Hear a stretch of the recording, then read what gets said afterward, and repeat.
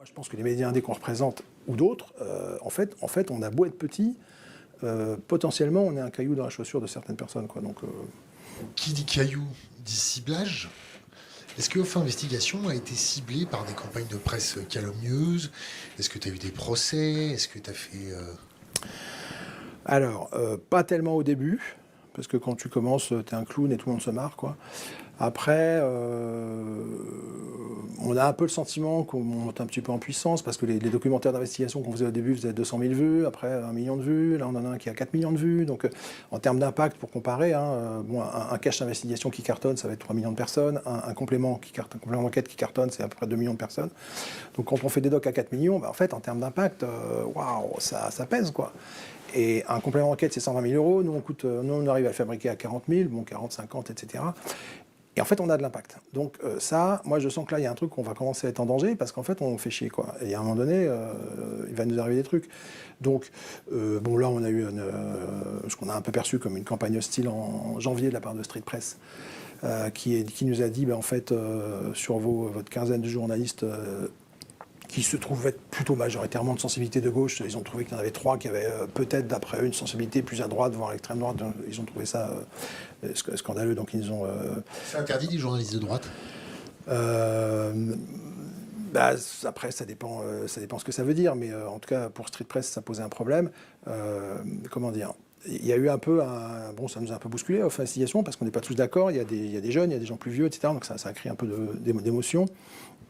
Il y a eu un peu de logique qui se sont mises à dialoguer. C'est-à-dire que moi, j'essaye un peu de me dire, ok, ce qu'il faut, c'est donner au public de ce pays les informations les plus vérifiées, les plus rigoureuses et les plus intéressantes possibles pour l'intérêt général.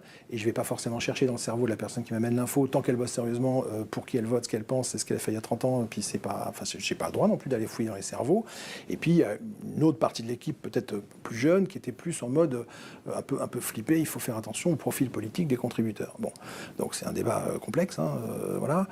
Mais pour donner, par exemple, un exemple, un des journalistes pointés par Street Press, Olivier Annichini, m'avait proposé il y a 2 ou 3 ans une série sur Gabriel Matzneff. Matzneff, c'est un intellectuel flamboyant des années 80 qui a défendu la pédocriminalité sur tous les plateaux et qui était très en cours en France dans cette époque-là, à une époque où une partie... Très en cours en France, mais du côté de quel cours?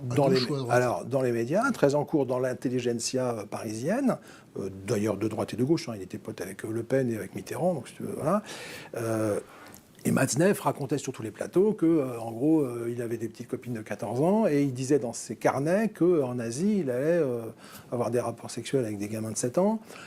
Et à l'époque, ça peut paraître étonnant aujourd'hui, mais ça passait. Il était invité chez Pivot, tout ça. On rigolait, oh, 14 ans, machin. Bon, en fait, c'était un dangereux pédocriminel, un gros pédocriminel grave, quoi. Mais il était partout sur les plateaux, etc. Donc, ce journaliste, 30 ans après, me dit, c'est marrant, il a écrit dans des carnets l'intégralité de ce qu'il a fait pendant 20 ans. Il a tout raconté. Les mecs qu'il connaissait, les mecs importants, les mecs connus, qui étaient les gamins en Asie. Il raconte qu'il va avoir violer des mômes de 7 ans, il leur donne un poulet à la fin pour les nourrir, il est content. Et le mec, il marque ça dans ses carnets. C'est tellement gênant, les carnets sortis chez Gallimard pendant 20 ans, que Gallimard commence à les planquer, on les trouve plus, c'est chaud, parce qu'aujourd'hui, ça passe plus. Ce journaliste me dit, moi, j'ai retrouvé plein de carnets Matzneff, ça m'intéresse, je suis dedans depuis 6 mois, je vais faire à travers les carnets Matzneff, je vais faire le portrait d'une époque et d'une complaisance pédocriminelle qui a pu exister en France. C'est intéressant. Bon, le mec, je sens qu'il n'est pas forcément très de gauche, je le connais pas, mais je prends son truc parce que c'est bien. Puis je m'assure aussi qu'il prend les carnets Matzneff et qu'il prend pas, il part pas non plus en délire, quoi. Il livre une série d'articles pas mal. 3 ans après, Street Press nous dit « Oh là là, oui, mais il collabore avec Causeur d'Elisabeth Lévy, donc c'est un islamophobe. » Alors je dis, alors attendez, stop, moi je ne connais pas spécialement Causeur d'Elisabeth Lévy, je crois qu'elle a fait le tour de tous les médias français, Elisabeth Lévy, elle a créé un site qui s'appelle Causeur, qui peut-être n'aime pas trop l'islam, chacun sa ligne éditoriale, et je vois pas le sujet, mais en gros la critique larvée de Street Press, c'est donc vous serez islamophobe. Alors, c'est lunaire en fait, parce que moi j'ai passé 10 ans à bosser sur la sale guerre algérienne, on m'a traité d'islamo-gauchiste, maintenant je serais islamophobe, on se pince, quoi. Donc à un moment donné c'est compliqué.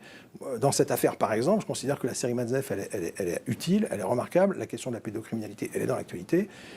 Ça dérange aussi les intellos de gauche, hein, parce qu'il y a quand même un paquet de gens qui ont été complaisants avec la pédocriminalité dans les années 80. Jacques Lang, Kouchner, plein de gens ont pris des positions. C'est prouvé ou pas Il y a plein d'exemples. Cohn-Bendit, il fait un bouquin pour dire que c'est l'amusé avec les gamins des braguettes.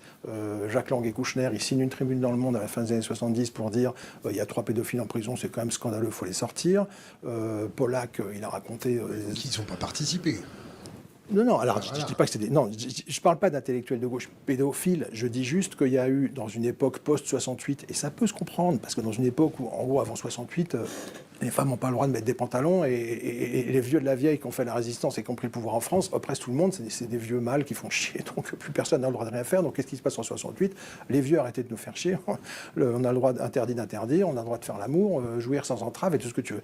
Moi, je pense qu'il y a une libération de 68 qui est souhaitable et positive, parce qu'il y avait probablement une oppression des générations les plus âgées sur la jeunesse, et que la jeunesse se révolte par épisode, et que c'est normal et que c'est sain, et foutez-nous la paix, et la pilule, et l'avortement, etc. Donc d'énormes progrès. Sauf qu'il y a une partie de cette révolution sexuelle, en fait, qui a été un peu plus loin, qui a été jusqu'à dire, et puis après tout, je vois pas pourquoi on pourrait pas prendre du plaisir avec un enfant de 12 ans et lui apprendre l'amour. Bon. Ah oui, c'est ça ce qui a été dit par un certain nombre de gens, pas tout le monde. Bon, mais ils n'ont pas dit plus tard que c'était une connerie de signer cette tribune. Ils sont emmerdés, parce qu'il y a 30, mais il y a Jean-Paul Sartre, enfin ils sont 30, la tribune du Monde en 78, je crois, il y a 30 intellectuels qui disent c'est 3 pauvres pédophiles en prison quand même, on criminalise l'amour, ça va pas, bon. Voilà. Donc après coup, ils étaient un peu emmerdés, mais enfin ils l'ont signé, ils peuvent rien dire. Et il y a un journal qui était encore beaucoup plus loin dans ça, c'est Libération, que moi j'ai apprécié pendant des années, que j'ai beaucoup lu, j'étais abonné, j'aimais bien Libé. La fameuse photo en noir et blanc, là. Entre autres, c'est-à-dire qu'il y a, oui, ils vont publier des textes en défense d'un type qui est vraiment un pédocriminel dangereux. Ils vont, alors ce dessin lunaire dont on parle, enfin là on n'est pas avec des images, mais en fait ils vont publier un dessin, en gros du sexe d'un homme avec la tête d'un gamin qui est collé au sexe, genre apprenons l'amour à nos enfants. Donc ça va quand même super loin.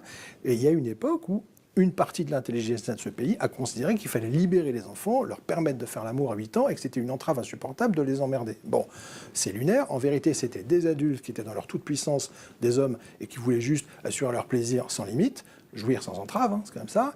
Et donc, ils ont abîmé, massacré pas mal d'enfants. Donc après, 40 ans après, ça ressort. Le bouquin de Camille Kouchner, La Familia Grande, etc., sur Duhamel. Ça ressort chez Vanessa Springora, une ancienne petite amie de Maznev, qui raconte à quel point c'était n'importe quoi, etc. Bon. Aujourd'hui, on a le neveu de Gérard Louvain qui raconte une vie de harcèlement en tant qu'enfant. On sort une interview en ce moment sur Off, le neveu de Louvain qui raconte une époque lunaire. Louvain, c'est le principal producteur de divertissement de TF1 pendant 20 ans. Il fait sacrée soirée. Et à chaque fois que sacrée soirée c'est fini, il part à sa baraque de Sèvres avec son petit neveu qui a 8 ou 10 ou 12 ans. Et il se passe des trucs de dingue. Donc, il y a une époque qui a vraiment déconné, quoi. Qui a vraiment déconné. Bon. Donc, tout ça pour... Tout ça, c'est sourcé.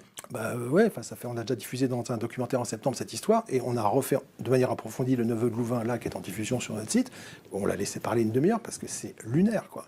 Et Louvain, à aucun moment, ne l'a attaqué en diffamation, parce que de toute façon, il sait très bien que c'est vrai, il a été entendu par les brigades des mineurs en 2014, ils ont fait un certain nombre d'aveux. Alors, c'est prescrit, parce que ça fait 30 ans, donc Louvain est peinard, il va faire le nouvel an en Brésil avec son mari, il est peinard. Mais en vrai, ouais, ça a gravement déconné. Agredano rebalance grave chez nous, et voilà. Et donc, tout ça pour dire que quand on m'amène une série sur Maznev d'un mec qui a plongé pendant 6 mois dans le carnet Maznev, qui a fait 80 pages, qui ne trouve pas d'éditeur, mais qui a fait un boulot sérieux, moi, je trouve que c'est intéressant. Ça raconte une époque, voilà. 3 ans après, on vient nous dire, ouais, mais le mec, ok, il est chez Elisabeth Lévy, donc il est de droite, donc ça va pas. Bon, voilà.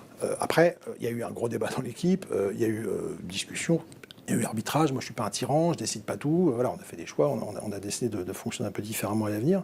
Mais oui, on a perçu un peu ça de la part de Street Press comme une campagne, d'autant que moi, je connaissais pas très bien ce site. Alors, de mon point de vue, il faut un boulot utile sur les violences policières et parfois sur l'extrême droite, mais en même temps, ils ont des papiers qui expliquent que Tsahal, l'armée israélienne, c'est super.